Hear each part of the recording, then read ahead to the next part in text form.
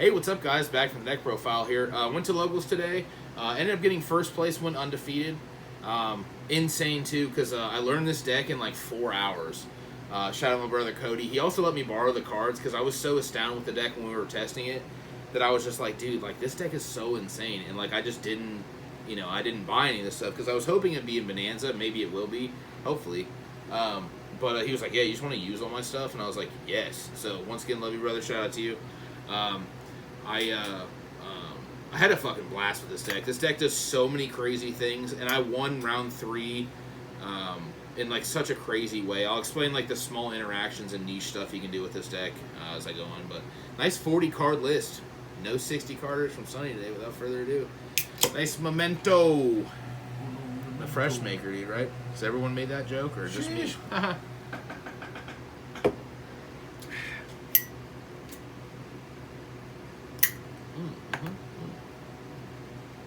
Alright. I also really like how this deck is like very toolboxy. It just kind of it can play around a lot of matchups. Yeah, so we'll go through it. Like I said, once 40, nice 40 card list. Obviously, one mace. This is almost a starter, depending on what your hand is. You know what I mean? If you have to normal summon this, you can pop it to add a Memento spell trap. This card, like, also, if you control the big guy, you can discard it on during the main phase to brain control a guy. Goblin is also a starter. This card just during either player's main phase, discard it, and none of your mementos can be targeted. There's also like a small line you can do with this, not a big deal, but if you need to draw a card, you can make Necro equip and then use this after you summon the big creation guy just to draw a card. He summons and then he can pop a guy to send 2, which makes him a starter essentially. The Gaddock, this is a play on the word attic because Karibo lives in the attic.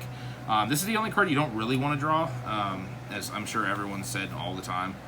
This card's still insane. So, and then Sleepy Sheepies. The best one. Yeah, this is literally the best one. This is my favorite one in the deck, other than Mace.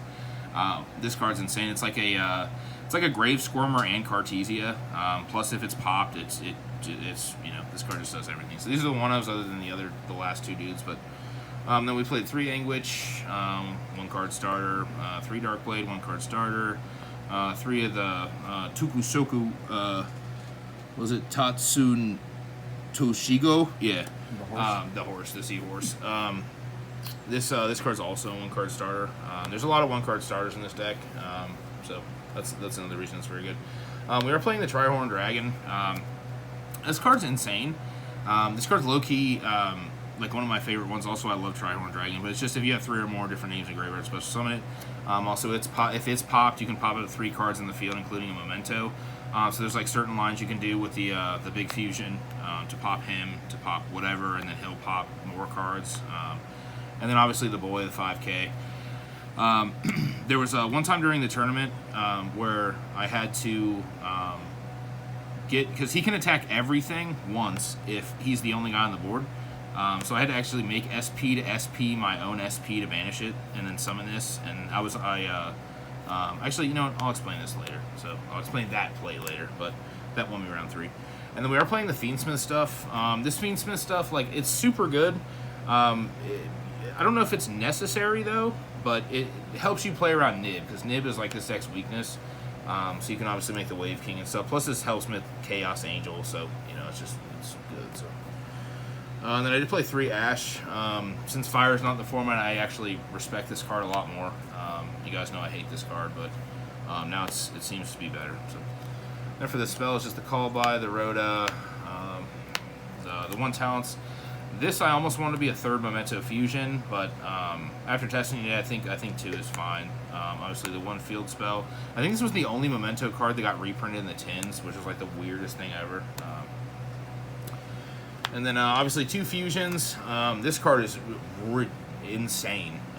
And then you can manage the second one to pop one of your guys to add another one, or Bone Party or whatever. So, and then 3 Bone Parties.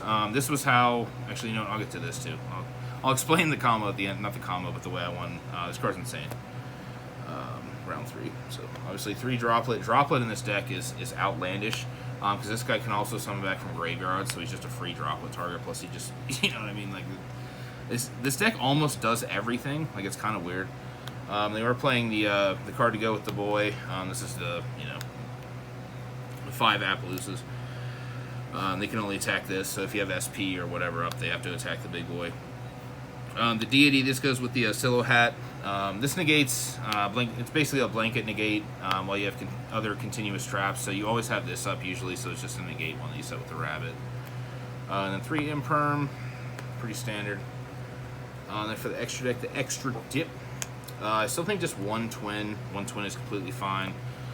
2 of the big boys, shout out to Being an Illusion also. This is probably the best card in the extra deck, even though the twin-headed is also insane. Everything else is just kind of utility. That's why I like this deck. It's very toolboxy. And then the 1 Guardian Chimera, then 1 Necro Equip, 1 Chaos Angel, Wave King, Typhon, and then the Requiem, the Moon, the Silo Hat, SP. And then these were like my other slots that you could whatever, play cross sheepies, sleepies.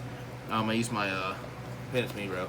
I used my double deck box today because I was playing sheeps. John, what do you think of that? Best deck. Best deck. Cross sheep, it just has some interaction for the access code, but I noticed in the deck too, like you always have a link 2 before you summon this guy, or like a link 2 play before you summon this guy. So I wanted to have access to Phoenix. Just kind of throw it a back row, you know what I mean, just to do whatever. Because you can also, if you draw this or search it in the combo, you can discard it for the Nightmare Phoenix. And then the side deck, I just played 1 Cosmic. I, by the way, played 1. Shout out. 1 Thrust. I only played 1 today because there's no in-archetype cards that this sets that aren't, like, super important. Like, one of my honorable mentions is this card. I'll talk about this card in a second. I didn't play it today, but I it was cool. Harvey's Feather Duster, the 2 Lightning Storms. I'm going to save these for last. Obviously, there can only be 1. Sean, best card. Shout out. Didn't draw today, but same with Skill Drain. And the anti-spell. Obviously, these being continuous traps helps with the deity because it'll negate X for each continuous trap. So you want to play those. Plus, you can play the Chimera to pick off back rows. They set the spells. Plus, your dude's 5k, so Skill Drain is insane. All your guys are different types. And then I just played 2 D-Barrier, and then 3 Solemn Judgment. Shout out. Yeah, it's kind of like this deck too, like as being like super turboed. You can paint it to me, bro. It's also kind of like Protect the Castle. You know what I mean? And then the last 2 side deck cards that I didn't want to talk about was Book of Eclipse. I only played 2 just since I was playing 40. I feel like I don't need to play 3 like when I play 60 card lists. But this is probably the best. What? You think I should play 3? Yeah, blowout. Is that what you said? Yeah, blowout. Play 3. Yeah, yeah. I drew it that last match that I did. Shout out my boy YGOPD. But Book of Eclipse is like super important in this deck going second because also it's very good right now just in the format against UBEL or whatever. But it also this guy's 5k can attack everything, and then in the combo you can dump Bone Party to banish to give this guy piercing, so you can just kill your opponent after you Book of Eclipse him. Also, one thing that's very good is just to note, this never happened, but you can, when you Book of Eclipse at this guy's face up and you have the trap, and he's negated 4 or 5 times and he's 0, Book of Eclipse will reset his stats at the end of the turn. You know what I mean? So that's just very good. Also, this card isn't once per turn, so if you can do it, you can do it. So there's just so many things this deck does. Once again, shout out my brother Cody. Thanks for letting me use the deck, brother. Oh, I did want to mention this. This was the in-archetype card that you could search. It's just a pop, but if you have the big guy, it's a pop 2. You can thrust for this or set it in the combo.